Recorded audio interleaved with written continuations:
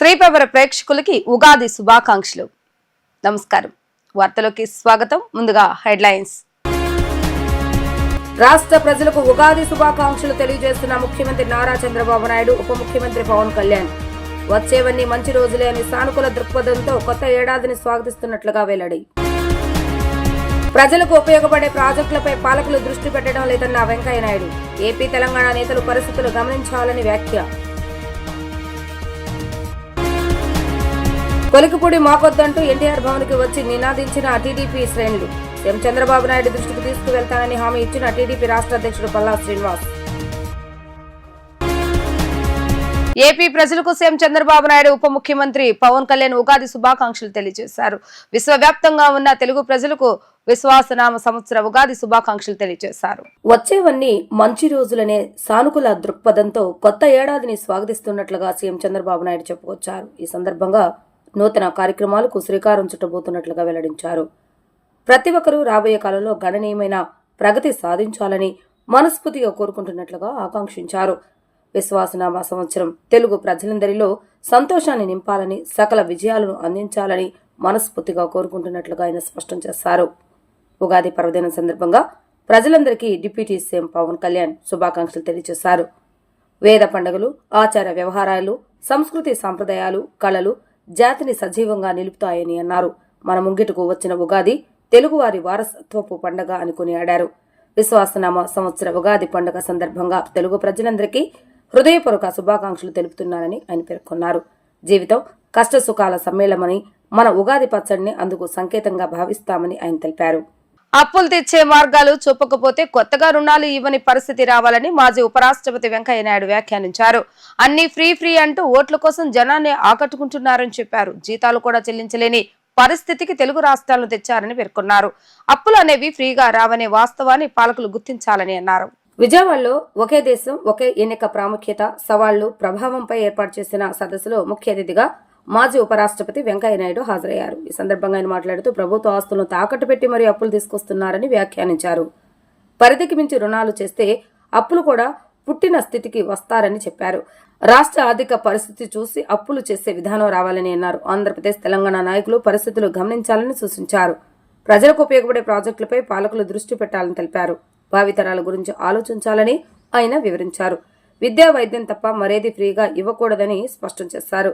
మన భవిష్యత్తుకు మనమే ఓటు వేసుకున్నామనే విషయాన్ని ప్రజలు గమనించాలని ఆయన వెల్లడించారు. తెలంగాణకు, కర్ణాటకకు, అనేక రాష్ట్రాలకు ఏ గతి పట్టిందో చూడండి. జీతాలు కూడా సకాలంలో చెల్లించలేని పరిస్థితిలో రాష్ట్ర ఆర్థిక వ్యవస్థ కుదేలైంది. నేను ఆ పార్టీ ఈ పార్టీని మాట్లాడాను, మీ అందరికి తెలుసు. ఇష్టం వచ్చినట్టుగా ఫ్రీ, మేము ఫ్రీగా ఇస్తున్నాం, సొంతంగా జోబిలో నుంచి ఇస్తున్నట్టుగా వాళ్ళ ఫోటోలు వేసుకొని పెట్టారు. ఇప్పుడు ఏమైంది? డబ్బులు ఫ్రీగా రావు కదా. ఇప్పుడు ఏమైంది? అప్పులు ఫ్రీగా రావు కదా. అప్పులు కూడా మొదట్లో బాగా ఇచ్చేవాళ్ళు కట్టగలరని. ఇప్పుడు కట్టలేరని తెలుసుకున్న తర్వాత ప్రభుత్వాలు ఏం చేసే, కొత్తగా ప్రభుత్వానికి అప్పు ఇవ్వరు కాబట్టి ఆర్టీసీకి అప్పు, ఆర్టీసీ అయిపోయింది కాబట్టి ఇంకొక దానికి కార్పొరేషన్ అప్పు, మున్సిపల్ కార్పొరేషన్ అప్పు, వాళ్ళ పేరుతో కూడా అప్పులు తీసుకోవాలి. అవన్నీ కూడా అయిపోయిన తర్వాత మరి అప్పు దొరకకపోతే ఏం చేయాలా? అదేమంటే కేంద్రం అప్పు తెచ్చుకోవచ్చు, రాష్ట్రం మాత్రం అప్పు తెచ్చుకోకూడదని కొంతమంది మాట్లాడుతున్నారు. FRBM యాక్ట్ అని ఒకటి ఉంది మామూలుగా, ఫిస్కల్ రెస్పాన్సిబిలిటీ యాక్ట్ అని. అంటే నీకు ఎంత శక్తి ఉంది, తిరిగి నువ్వు మళ్ళా చెల్లించగలిగిన శక్తి ఉందా లేదా. మన ఊళ్ళో అప్పు అడిగామనుకోండి, నాకు బాగా గుర్తు, మా చిన్నప్పుడు అప్పులు అడుగుతుంటే కొంతమంది ఇచ్చేవాళ్ళు, ఆ తర్వాత ఇచ్చేవాళ్ళు కాదు, ఆపేసేవాళ్ళు. వాళ్ళకి ఏమంటే నువ్వు నరసింహనాయుడు దగ్గర ఆయన హామీ పత్రం మీద సంతకం పెట్టుకోవాలి. నరసింహనాయుడు మా తాత, మా అమ్మ, నాన్న, ఆయన దగ్గర సంతకం పెట్టుకోవాలి. ఆయన కొందరు వచ్చేవాళ్ళు, ఆయన పక్కన సంతకం పెడుతుండేవాళ్ళు. అంటే అర్థమైంది, హామీ పత్రం, గ్యారంటీ పత్రం, రేపు ఇతను కానీ కట్టకపోతే నేను దానికి బాధ్యుడిని, నేను ఉంటానని. అప్పుడు అప్పు ఇచ్చేవాళ్ళు. ఇప్పుడు చాలా రాష్ట్రాల పరిస్థితి కూడా అలా అయిపోయింది. ఇప్పుడు అలా వచ్చి ఎవరన్నా చెప్పినా కూడా అప్పిచ్చే పరిస్థితి లేదు. అసలు రాబోయే రోజుల్లో నీ రాష్ట్ర ఆర్థిక పరిస్థితి ఏంది, నీ వనరులు ఏంది, నీ ఆదాయం ఏంది, ఎలా నువ్వు తీసుకున్న అప్పును మళ్ళీ తిరిగి కట్టగలవు అనే విధంగా రుజువుపరచందే కానీ అప్పు ఇవ్వకుండా ఉండే పరిస్థితి తేవాలనేది నా వ్యక్తిగతమైన ఉద్దేశం. అది చేస్తేనే, లేకపోతే అడ్డు ఆపు లేకుండా ఇలా లెఫ్ట్ అండ్ రైట్ దొరికిన దగ్గరంతా అప్పులు తీసుకొని దివాళా తీస్తే తర్వాత వచ్చిన ప్రభుత్వాలు ఏం చేయాలా? ఇప్పుడు ఇక్కడ చూడండి, ఆంధ్రప్రదేశ్లో చూడండి, ప్రభుత్వం ఇవాళ ప్రతిదానికి పరిగెత్తి కేంద్రానికి తిరిగిపోయి వాళ్ళు నిధులు ఇస్తే కానీ జరగని పరిస్థితి వచ్చింది. ఎందుకు? శక్తిని మించి తాహత్తుని మించి అప్పు చేసి. ఇది కేవలం ఆంధ్రాకి నిన్న నేను విన్నాను, రేవంత్ రెడ్డి గారు టీవీలో చెప్తూ ఉన్నాడు మొన్న, ఏదండి టీవీ డిబేట్ అనుకుంటా, ఏమని, రేపు 1వ తారీఖుకే జీతాలు ఇస్తామని గ్యారంటీ లేదు, దయచేసి ఉద్యోగస్తులు సహకరించాలా, 1వ తారీఖు జీతాలు ఇవ్వకపోయినా ఆందోళన చేయొద్దని ఆయన అప్పీలు. అంటే ఆ కామెంటేటర్ అడిగాడు, ఆ టీవీ కామెంటేటర్, సార్ ఎందుకు ఇట్లా మాడుతున్నారు, డబ్బులు లేవండి నేను. మరి లేదనే విషయం మీకు తెలుసు కదా, ముందు ఎట్లా చెప్పారంటే, అధికారంలో రాకముందు కుర్చీలో కూర్చోముందు తెలవలేదయ్యా విషయాలు, కుర్చీలో కూర్చున్న తర్వాత ఇప్పుడు తెలిసినవన్నీ అర్థమైనవి, అందుకని ఈ మాట చెప్తున్నాను. తిరువూరు ఎమ్మెల్యే కొలికిపూడి శ్రీనివాసరావు వైఖరికి నిరసనగా ఆ నియోజకవర్గానికి చెందిన తెలుగుదేశం శ్రేణి పార్టీ కేంద్ర కార్యాలయం ఎన్టీఆర్ భవన్ వద్దకు పెద్ద ఎత్తున తరలివచ్చారు. కార్యాలయం ప్రధాన ద్వారం వద్ద కొలికిపూడి మాకొద్దు, కొలికిపూడి డౌన్ డౌన్ అంటూ నినాదించారు. వారికి పల్లా శ్రీనివాసరావు సర్ది చెప్పే ప్రయత్నం చేశారు. వైఎస్ఆర్సీపీ నాయకులతో సత్సంబంధాలు పెట్టుకుని నియోజకవర్గంలోని టీడీపీ శ్రేణుల్ని ఎమ్మెల్యే నిర్లక్ష్యం చేస్తున్నారని ప్రజలు ఆరోపించారు. కార్యకర్తల్ని కలుపుకోవటం లేదని, ఆది నుంచి ఆయన తీరు వివాదాస్పదంగానే ఉందని అన్నారు. కులాల మధ్య వైషమ్యాలు రెచ్చగొట్టేలా మాట్లాడుతూ కొన్నేళ్లుగా పార్టీకి సేవ చేస్తున్న స్థానిక నాయకుల్ని బహిరంగంగా దుర్భషలాడుతూ అవమానిస్తున్నారని పల్లాకు వివరించారు. టీడీపీ కేంద్ర కార్యాలయానికి తిరువూరు పంచాయతీ చేరింది. తిరువూరు టీడీపీ నేత రమేష్ రెడ్డితో కలిసి కార్యకర్తలు టీడీపీ కార్యాలయానికి చేరుకున్నారు. ఈ సందర్భంగా సుమారు గంటన్నర పాటు టీడీపీ రాష్ట్ర అధ్యక్షుడు పల్లా శ్రీనివాస్ వారితో చర్చలు జరిపారు. చర్చల అనంతరం టీడీపీ రాష్ట్ర అధ్యక్షుడు పల్లా శ్రీనివాస్ మాట్లాడుతూ, ఎవరికైనా పార్టీయే సుప్రీం, పార్టీలైన దాటితే క్రమశిక్షణ చర్యలు తప్పవని అన్నారు. ఎంతటి వారైనా చర్యలు తీసుకునేందుకు వెనకాడబొమ్మ అంటూ స్పష్టం చేశారు. కొంతమంది తిరువూరు నాయకులతో చర్చించామని, వారి నుంచి అభిప్రాయాలు స్వీకరించామని అన్నారు. కొంతమంది తిరువూరుకి ఇన్ఛార్జ్ నియమించాలని కోరారని, కొంతమంది నాయకులు కమిటీ వేయాలని కోరారని తెలిపారు. వచ్చిన అభిప్రాయాలను తమ పార్టీ అధ్యక్షుడు చంద్రబాబు నాయుడు ప్రధాన కార్యదర్శి నారా లోకేష్ దృష్టికి తీసుకువెళ్తామని హామీ ఇచ్చారు. కార్యకర్తలు నాయకులను కలుపుకొని పోవాలని ఆయన పిలుపునిచ్చారు. తిరువూరు నియోజకవర్గానికి సంబంధించి మరి సీనియర్ లీడర్షిప్ కార్యకర్తలందరూ కూడా భారీ సంఖ్యలో రావడం జరిగింది. వారందరూ కూడా ఎమ్మెల్యే గారి యొక్క పనితీరు పైన, ముఖ్యంగా కార్యకర్తలతో వారు ప్రవర్తిస్తున్నటువంటి తీరు పట్ల చాలా అసంతృప్తి చెంది ఇక్కడికి కంప్లైంట్ చేయడానికి రావడం జరిగింది. మేము అందరి నాయకుల యొక్క అభిప్రాయం తీసుకున్నాం. సుమారు గంటన్నర పాటు వాళ్ళతో మాట్లాడడం కానీ, వాళ్ళ అభిప్రాయాలు తీసుకోవడం కానీ జరిగింది. అయితే ఎక్కువగా చెప్పేది ఏంటంటే, పార్టీ నాయకులను కలుపుకోలేకపోతున్నాడు కనుక మాకు ఎవరినైనా ఇన్ఛార్జ్ కింద వేయండి అనేది ఎక్కువ మంది అభిప్రాయపడుతున్నారు. అలాగే కొంతమంది కమిటీ వేయండి అంటున్నారు. ఇలాగా రకరకాలుగా వారు ఈ సీనియర్ నాయకులందరూ కూడా వారి అభిప్రాయాలు చెప్పడం జరిగింది. అయితే ఈ అభిప్రాయాలన్నీ కూడా మా జాతీయ అధ్యక్షులైనటువంటి శ్రీ నారా చంద్రబాబు నాయుడు గారి దృష్టికి తీసుకెళ్తాం. అలాగే లోకేష్ బాబు, మాకు ఒక లోకేష్ బాబు ఉన్నారు. ఏదైతే మా పార్టీ నియమావళి ఉందో మా హైకమాండ్ దృష్టికి తీసుకువెళ్ళి అక్కడ నిర్ణయాలు తీసుకునే విధంగా చేసి దీనికి ఒక పరిష్కార మార్గం చూపించే విధంగా మేము కృషి చేస్తామని చెప్పేసి ఈ సందర్భంగా అందరికీ తెలియజేయడం జరిగింది. ఆ విధంగా ముందుకు వెళ్తామని కూడా తెలియజేస్తున్నాం. పార్టీ కూడా చాలా మంది వచ్చారు, వాళ్ళకి ఏం చెప్పుకుంటున్నారు? అందరికీ కూడా చెప్పింది ఒకటేనండి, ఏ నాయకుడైనా సరే పార్టీ నాయకత్వాన్ని కలుపుకొని ముందుకు వెళ్ళాలి. ఎందుకంటే అధికారం తేడం కోసం అహర్నిశలు ప్రతి కార్యకర్త కష్టపడతారు. మా విజయం వెనకాల ఖచ్చితంగా తెలుగుదేశం పార్టీ కార్యకర్త యొక్క శ్రమ ఉంది. సో మాకు కార్యకర్తల పార్టీగా మాకు గుర్తింపు ఉంది కనుక కార్యకర్త యొక్క మనోభావాలను తీసుకొని ముందుకు వెళ్ళడం మా కనీస బాధ్యత. అందుకని ఈరోజు ఇంతమంది వచ్చారు కనుక వాళ్ళందరితో కూడా మాట్లాడి మేము వాళ్ళ అభిప్రాయాలు తీసుకుని వెళ్తున్నాం. మరొక మారు మీ ద్వారా అందరికీ నాయకత్వానికి, ఎవరైతే గెలిచినటువంటి నాయకత్వం అందరికీ తెలియజేసేది, పార్టీ అంటే కార్యకర్తను కలుపుకొని ముందుకు వెళ్లాల్సినటువంటి అవసరం ఉంది. మన ఎలక్షన్ కోసం వాళ్ళు వినియోగించి ఎలక్షన్ అయిపోయిన తర్వాత వాళ్ళు విడిచిపెడదామంటే మంచి పద్ధతి కాదు. ఎలక్షన్ ముందు ఏ విధంగా అయితే మనం వారికి అందుబాటులో వాళ్ళ యొక్క సేవలు వినియోగించుకున్నామో, ఈరోజు ప్రభుత్వం పెట్టేటువంటి సంక్షేమ పథకాలు కూడా అందేటట్టు వాళ్ళు వినియోగించుకోవాలి. అధికారం వచ్చింది కనుక వాళ్ళు పక్కన పెడదామంటే మంచి పద్ధతి కాదని చెప్పేసి అందరికీ తెలియజేస్తున్నాం. కనుక మేము ఈరోజు తిరువూరుకి సంబంధించి ఏవైతే ఇక్కడ నాయకులు ఇచ్చినటువంటి అభిప్రాయాలు ఉన్నాయో అభిప్రాయాల్ని అధినాయకుడి దృష్టిలో తీసుకువెళ్ళి ఒక నిర్ణయం తీసుకుంటామని చెప్పి తెలియజేస్తున్నాను. సామాజిక న్యాయం టీడీపీతోనే సాధ్యమని NTR memorial trust managing trustee Nara Bhuvaneshwari పేర్కొన్నారు. ప్రజలే దేవుళ్లు, సమాజమే దేవాలయం అన్న ఎన్టీఆర్ స్ఫూర్తితో చంద్రబాబు నాయుడు సంక్షేమాన్ని, అభివృద్ధిని బ్యాలెన్స్ చేస్తూ రాష్ట్రాన్ని అభివృద్ధి పథంలో ముందుకు తీసుకెళ్తున్నారని అన్నారు. చిత్తూరు జిల్లా కుప్పం నియోజకవర్గంలో NTR memorial trust managing trustee Nara Bhuvaneshwari 4 రోజుల పర్యటన ముగిసింది. శనివారం కుప్పంలో నిర్వహించిన టీడీపీ ఆవిర్భావ దినోత్సవం కార్యక్రమంలో ఆమె పాల్గొని పార్టీ పథకాన్ని ఆవిష్కరించారు. ఎన్టీఆర్ ట్రస్ట్ ద్వారా పేదలకు తోపుడు బండ్లు, మహిళలకు కుట్టు మిషన్లు పంపిణీ చేశారు. షాహీ గార్మెంట్స్ లో మహిళా కార్మికులతో సమావేశమయ్యారు. ఈ సందర్భంగా భువనేశ్వరి మాట్లాడుతూ ప్రభుత్వ పరంగా రాజకీయ నాయకుడుగా ఆయన సాధిస్తున్న విజయాలకు కార్యకర్తలు అండదండలే కారణమని అన్నారు. ఎన్టీఆర్ ట్రస్ట్ ద్వారా రాష్ట్ర వ్యాప్తంగా స్కిల్ డెవలప్మెంట్ సెంటర్లు ఏర్పాటు చేసి ఇప్పటిదాకా 7,531 మందికి శిక్షణ ఇవ్వడంతో పాటు 2,500 మందికి ఉద్యోగాలు కల్పించామని తెలిపారు. కుప్పంలో 150 మంది మహిళలకు టైలరింగ్, జూట్ బ్యాగ్ తయారీ, సిల్క్ దారాలతో గాజుల తయారీ, చికెన్ కారీ, ఎంబ్రాయిడరీ తదితర శిక్షణ ఇస్తున్నట్లుగా తెలిపారు. స్త్రీశక్తి విభాగం ఏర్పాటు చేసి స్వయం ఉపాధి శిక్షణ ద్వారా సాధికారత కల్పిస్తామని ఆమె వివరించారు.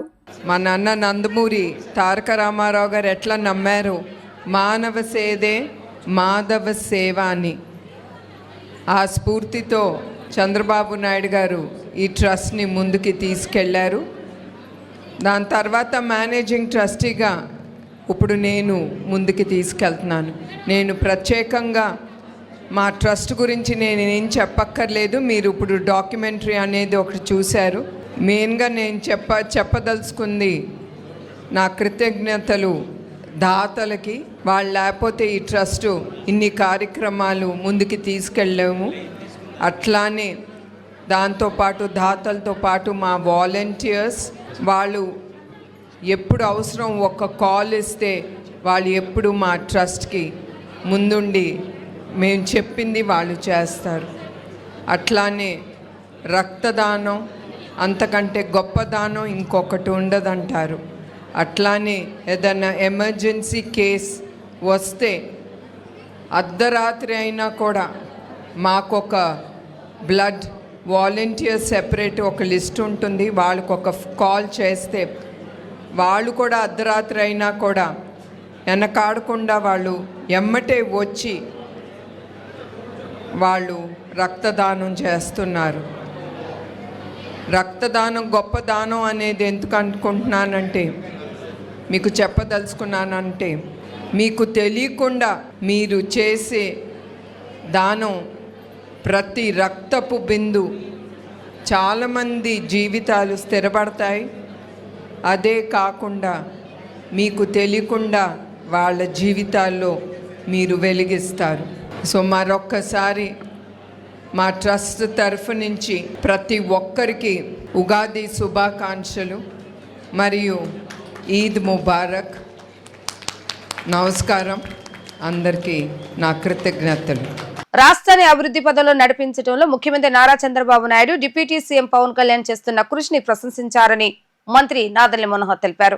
ప్రజల ఆకాంక్షలను నెరవేర్చడంలో ప్రభుత్వం చిత్తశుద్ధి మరియు నిజాయితీతో కొనసాగుతుందని అన్నారు. పశువులను, చెట్లను, గ్రామీణ ప్రాంతాలను గౌరవించడం మన హిందూ ధర్మంలో భాగమని వారు పేర్కొన్నారు. తెనాలి మార్కెట్ యార్డ్ లో జరిగిన ఒంగోలు జాతీయ స్థాయి ఎడ్ల బల ప్రదర్శన మరియు పశుపాల ప్రదర్శనను రాష్ట్ర ఆహార, పౌర సరఫరాల మరియు వినియోగదారుల వ్యవహారాల శాఖ మంత్రి నాదెళ్ల మనోహర్ ప్రారంభించారు. ఈ కార్యక్రమంలో గ్రామీణ అభివృద్ధి కమ్యూనికేషన్ శాఖ కేంద్ర సహాయ మంత్రి డాక్టర్ పెమ్మసాని చంద్రశేఖర్, ఎమ్మెల్సీ ఆలపాటి రాజేంద్ర ప్రసాద్ తదితరులు పాల్గొన్నారు. ఈ సందర్భంగా మంత్రి నాదెళ్ల మనోహర్ మాట్లాడుతూ జాతీయ స్థాయి ఎడ్ల బల ప్రదర్శన మన సంస్కృతి సాంప్రదాయాలకు నిదర్శనమని మంత్రి తెలిపారు.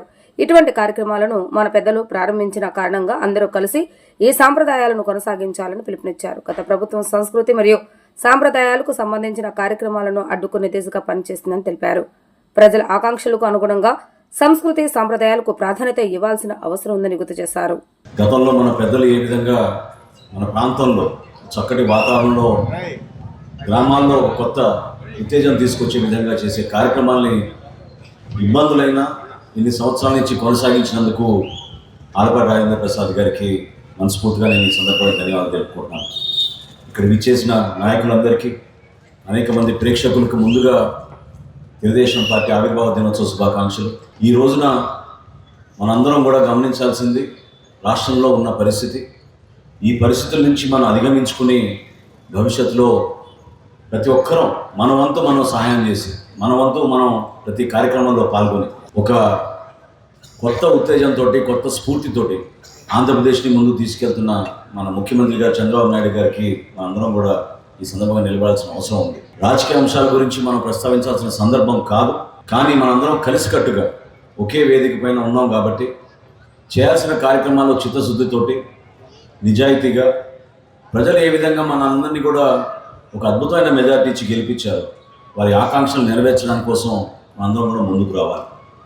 ఇప్పుడే నాకు రాజా గారు చెప్తున్నారు, గతంలో ఉన్న ప్రభుత్వం ఇటువంటి కార్యక్రమం చేయనీయకుండా అడ్డుపడింది. జరుగుతున్న కార్యక్రమాలు మూర్ఖంగా వాళ్ళకి ఏమైనా లబ్ధి ఉంటే లేదా వాళ్ళకి వ్యక్తిగతంగా ఉపయోగపడితే తప్ప సమాజానికి, ప్రాంతాలకి, రైతాంగానికి, మన సంస్కృతికి ఉపయోగపడే కార్యక్రమాలు ఏనాడు కూడా గతంలో వైఎస్ఆర్సీపీ ప్రభుత్వం ప్రోత్సహించలేదు. నేను నిజంగానే మనస్ఫూర్తిగా ఆలపాటి రాజా గారికి నేను ఈ సందర్భంగా ధన్యవాదాలు తెలుపుతున్నాను.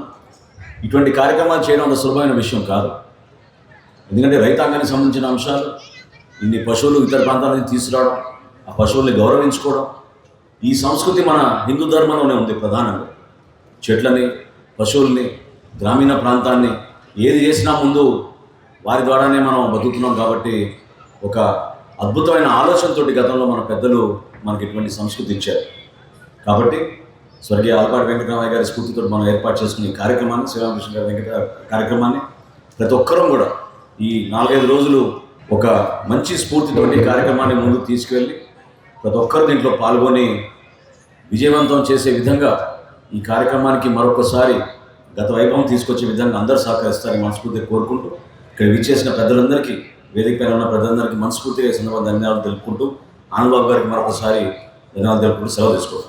గన్నవరం ఉంగుటూరు మండలం పొట్టిపాడు టోల్గేట్ వద్ద 60 కేజీల గంజాయిని తరలిస్తున్న వారిని అరెస్టు చేయడం జరిగిందని జిల్లా ఎస్పీ గంగాధర్ తెలిపారు. రోజువారీ తనిఖీలో భాగంగానే ఆత్కూర్ పోలీసులు టోల్గేట్ వద్ద తనిఖీలు చేపట్టారు.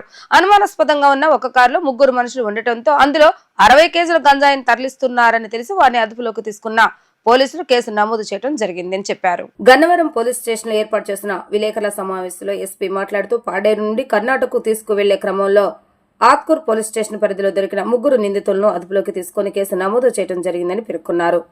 గంజాయిని తరలిస్తున్న వ్యక్తులపై కఠినమైన చర్యలు తీసుకుంటామని హెచ్చరించారు. అనుమానాస్పదంగా ఉన్న ఒక కారులో 3 మనుషులు ఉండటంలో అందులో 60 కేజీల గంజాయిని తరలిస్తున్నారని తెలిసి వారిని అదుపులోకి తీసుకుని కేసు నమోదు చేయడం జరిగిందని తెలిపారు. కృష్ణా జిల్లాలో ఈ గంజాయి రవాణా, అట్లాగే ఎవరన్నా సరే పెడ్లింగ్ చేసేవాళ్ళు కానీ, ట్రాన్స్పోర్ట్ చేసేవాళ్ళు కానీ, అట్లాగే ఈ కన్జ్యూమర్స్ మీద నేను పూర్తి స్థాయి నిఘా పెట్టడం అనేటువంటి విషయం మీకు తెలిసిన విషయం. దీంట్లో మన రాష్ట్రంలో ఈగిల్ టీమ్ కూడా మనకి ఒక ప్రత్యేకమైన ఆర్గనైజేషన్ కూడా మీకు ఏర్పాటు జరిగినటువంటి విషయం తెలుసు. సో మేము జాయింట్గా మాకు ఇన్ఫర్మేషన్ షేర్ చేసుకుని eagle team and law and order 28వ తారీఖు సాయంత్రం ఈ పొట్టుపాడు టోల్ ప్లాజా దగ్గర కాపీ కాసి ఒక ఎట్టిగా వెహికల్ని పట్టుకోవడం జరిగింది. దాని ద్వారా అక్కడ ఉన్నటువంటి దాంట్లో ఉన్నటువంటి వ్యక్తిని విచారించినట్టుగా అతని పేరు మూడవత్ భాస్కర్. అతను వచ్చేసి సన్ ఆఫ్ శ్రీరాములు, 30 years, అంబాడపై caste, Thimmakuri colony, LB Nagar, Hyderabad. ఆ వెహికల్లో ఒకడే ప్రయాణం చేస్తారు. సో అక్కడ ఉన్నటువంటి దాంట్లో గాంజా చూసినట్లయితే 30 ప్యాకెట్స్లో ఒక్కొక్క ప్యాకెట్ 2 kilos చొప్పున 60 kilos ఉంది. సో ఇతను ఎక్కడి నుంచి తీసుకొస్తున్నాడు అనేది మనం వెరిఫై చేసి నాకు సైంటిఫిక్గా చెక్ చేసి ఎక్కడి నుంచి తీసుకొస్తున్నాడో అతన్నే కూడా పట్టుకోవడం జరిగింది. మళ్ళీ ఇతను కొంత డబ్బులు ఇచ్చి మిగిలిన డబ్బులు ఇస్తాను రమ్మని చెప్పి అతన్ని ట్రాప్ చేసి ఇతను ఎవరి దగ్గర అయితే తీసుకొస్తున్నాడో అతను కూడా అతని పేరు దళాయి చంటిబాబు, సన్ ఆఫ్ చిన్నారావు. వీళ్ళకి వచ్చేసి CVD colony village, 27 years, Amarabad class. ఇతను గోమంగి గ్రామం, పెదబయలు మండలం, మన అల్లూరు సీతారామరాజు జిల్లా. ఇతనికి 27 years ఉంటాయి. గతంలో కూడా ఇతనికి ఒక 4 కేసులు ఉన్నాయి. సో ఇతన్ని మనం తీసుకురావడం జరిగింది. వెంటనే వీళ్ళిద్దరిని తీసుకుపోయి ఈ యొక్క ఎక్కడికి తీసుకెళ్తున్నారు అనే దాని మీద ఎస్టాబ్లిష్ చేశాం. ఇలా చూసినట్లయితే మనకి బీదర్ జిల్లా, కర్ణాటక రాష్ట్రం, ఔరత్ తాలూకాలో శాంతాపూర్ మండలంలో జంగి అనేటువంటి ఒక ఖాండా ఉంది. వీరు కూడా ఇతను కూడా లంబాడీలో caste 33 years, son of Ravana, ఇతను సంతోష్ అనేటువంటి వ్యక్తికి ఇవ్వడానికి తీసుకుని వెళ్తా ఉన్నారు. సో ఈ క్రమంలో సంతోష్తో పాటు మరొక వ్యక్తి కూడా ఈ యొక్క గాంజా రిసీవర్గా ఉన్నాడు. అతను పారిపోవడం జరిగింది. సో అతన్ని కూడా మనం ఈ కేసులో మనం పట్టుకోవాల్సి ఉంది. అంతేకాకుండా ఇతను ఎవరి దగ్గర అయితే డబ్బులు అది తీసుకుంటా ఉన్నాడు, ఈ యొక్క పెట్టుబడిగా అనేటువంటి కోణంలో కూడా మనం విచారణ చేస్తాము. అతను దాంట్లో కూడా ఒక వ్యక్తి సుధాకర్ అనేటువంటి వ్యక్తి కూడా దీంట్లో హైదరాబాద్లో ఉంటాడు. ఇతను కూడా సో ఈ యొక్క కేసు మేము ఫార్వర్డ్ బ్యాక్వర్డ్ ఎస్టాబ్లిష్ చేసి దీన్ని పూర్తి స్థాయిలో ఈ యొక్క వెంటనే ఈ యొక్క ఇద్దరిని కూడా అరెస్ట్ చేయడం.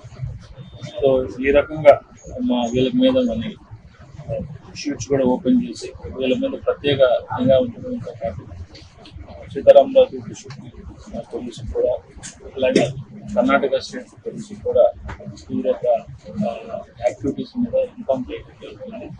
ఈ యొక్క టోటల్ ఆపరేషన్లో మన ఐటీఓ గన్నవరం సిహెచ్ శ్రీనివాస్ గారు, అట్లాగే హనుమాన్ జంక్షన్ సిఐ సత్యనారాయణ, అలాగే ఆత్మూరు సిఐ ఎస్ఐ సురేష్, అలాగే ఈ పవన్, కానిస్టేబుల్ కుమార్, కొడాలి ఆంజనేయులు, కోటపల్లి రామారావు, వాడవలస మోహన్ రావు, వీళ్ళందరూ కూడా ఈ రికవరీలో బాగా కృషి చేశారు. వీళ్ళందరూ కూడా రివార్డు ప్రకటించడం జరిగింది.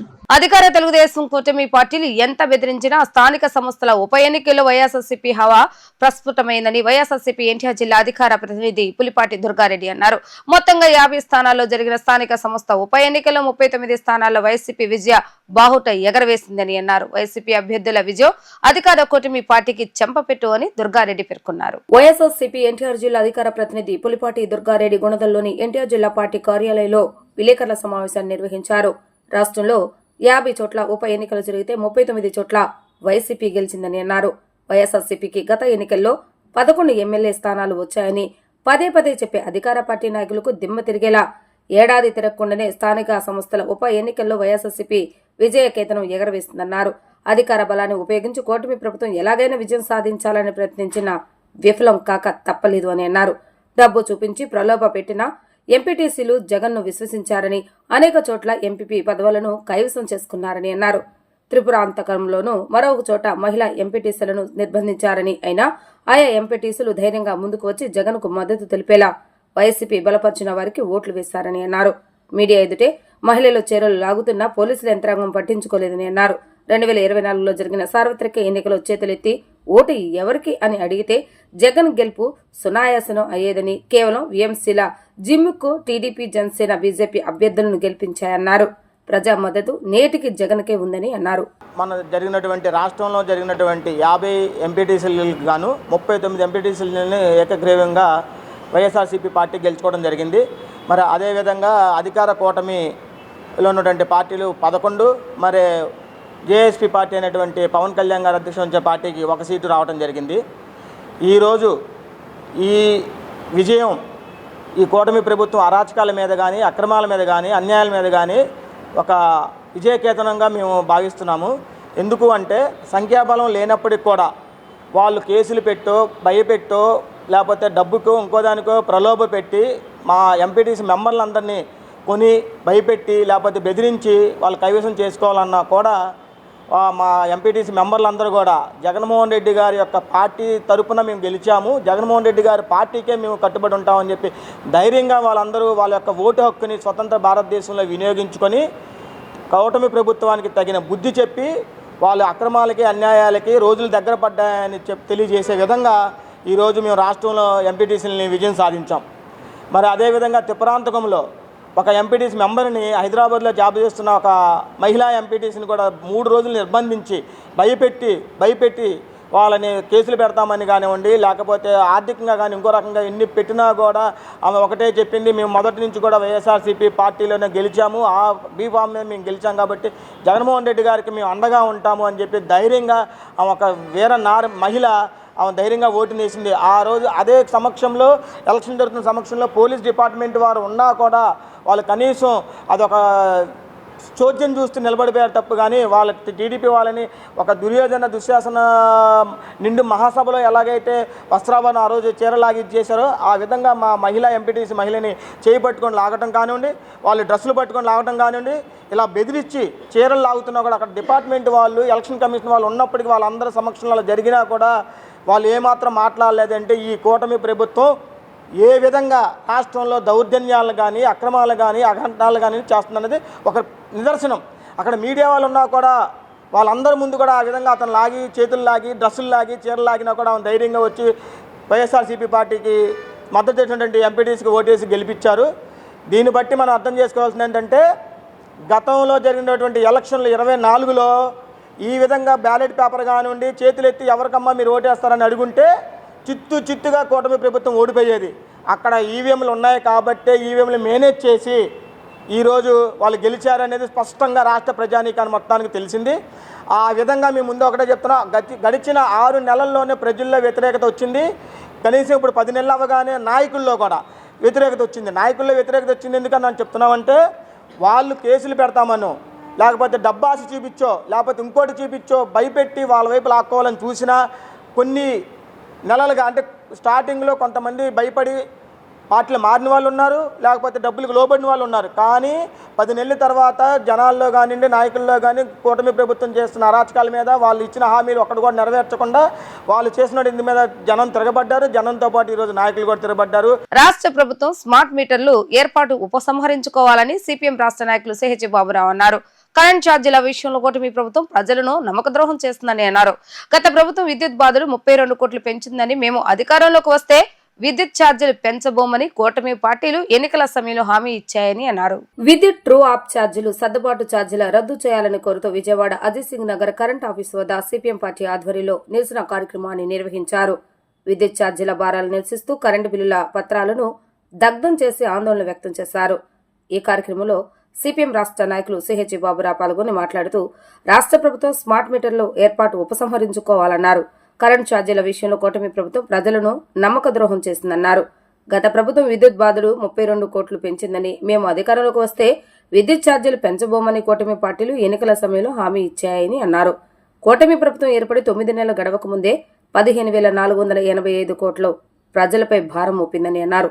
CM Chandrababu Naidu, deputy CM Pawan Kalyan ఇచ్చిన మాట తప్పారని, ఆదాని స్మార్ట్ మీటర్లు వెంటనే రద్దు చేయాలని డిమాండ్ చేశారు.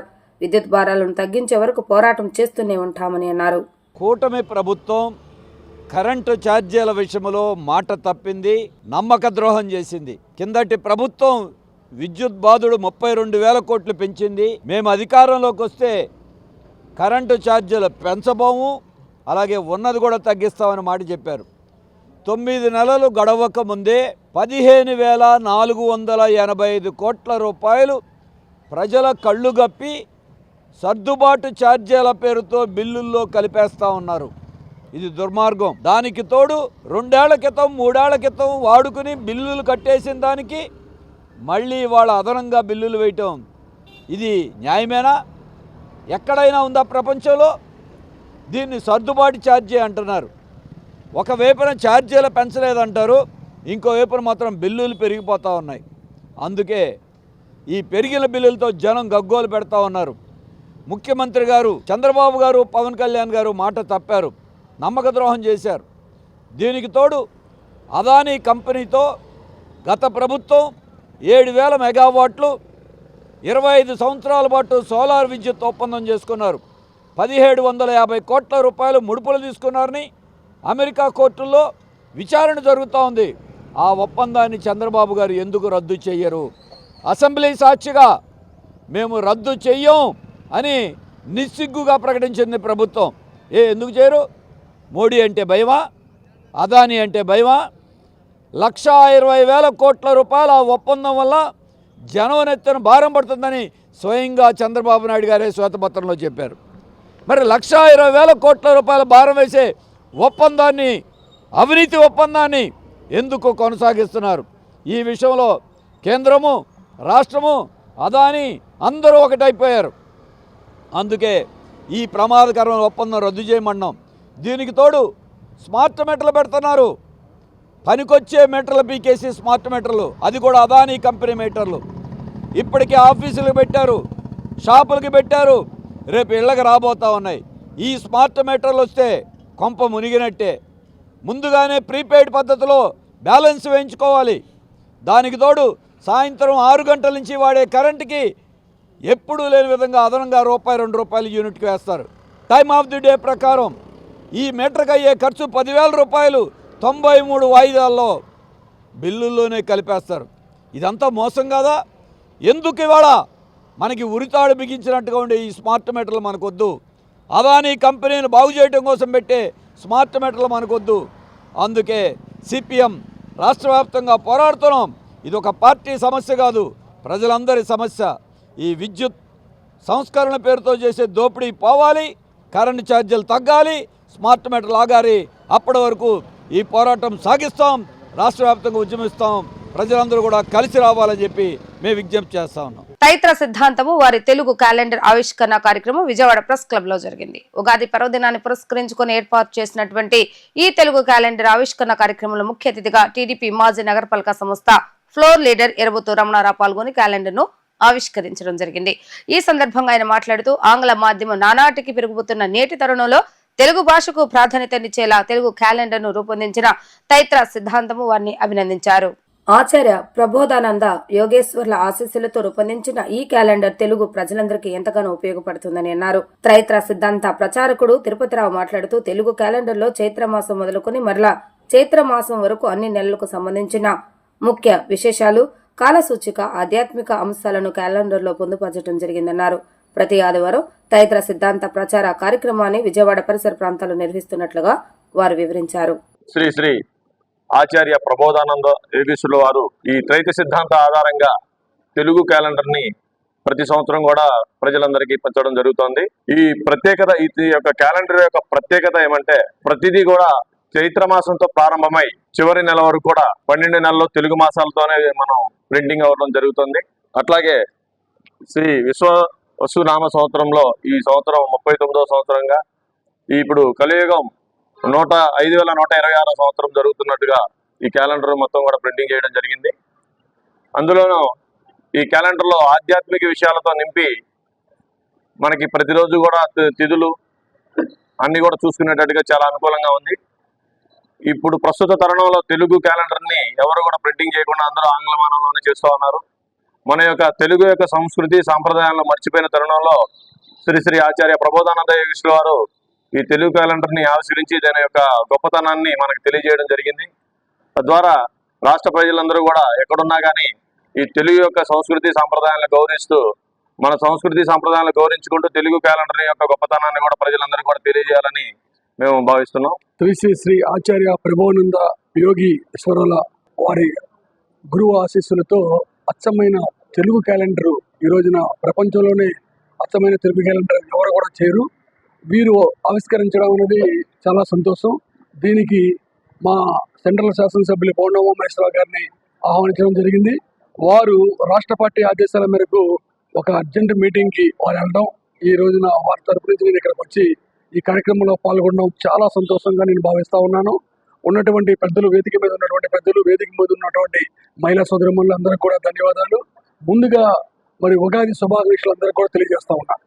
రేపు రాబోయే సంవత్సరంలో అందరం కూడా సుఖశాంతులతో, అష్టైశ్వర్యంతో అందరం కూడా బాగుండాలని మరి వీరంతా కూడా మరి దేవుణ్ణి ప్రార్థిస్తారు. ఈ గురువు గారు కూడా మరి ప్రజాసేవ కోసం మరి ప్రముఖులు అయినటువంటి వీరు ఈరోజు మన మధ్యలో లేకపోయినా సరే వారి శిశువు బృందంగా ఇక్కడ మరి అనేక ప్రాంతాల్లో కార్యక్రమం చేయడం, వారు ఈ రోజున ఆహ్వానించడం, ఈ కార్యక్రమంలో నేను పాల్గొనడం చాలా సంతోషంగా భావిస్తూ, ఇటువంటి క్యాలెండర్లు మరి ఇంగ్లీషులోనే అన్నిటి కూడా మాట్లాడుతున్నటువంటి తరుణంలో మరి పూర్తి స్థాయిలో మరి తెలుగులోనే, అచ్చమైన తెలుగులోనే మరి క్యాలెండర్ చేయడం అనేది కూడా చాలా సంతోషం.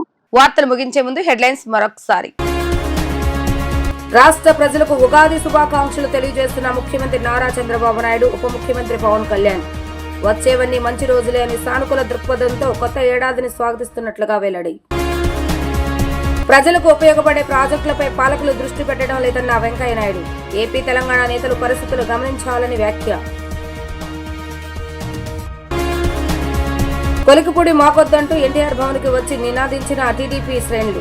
సీఎం చంద్రబాబు నాయుడు దృష్టికి తీసుకువెళ్తానని హామీ ఇచ్చిన టీడీపీ రాష్ట్ర అధ్యక్షుడు పల్లా శ్రీనివాస్.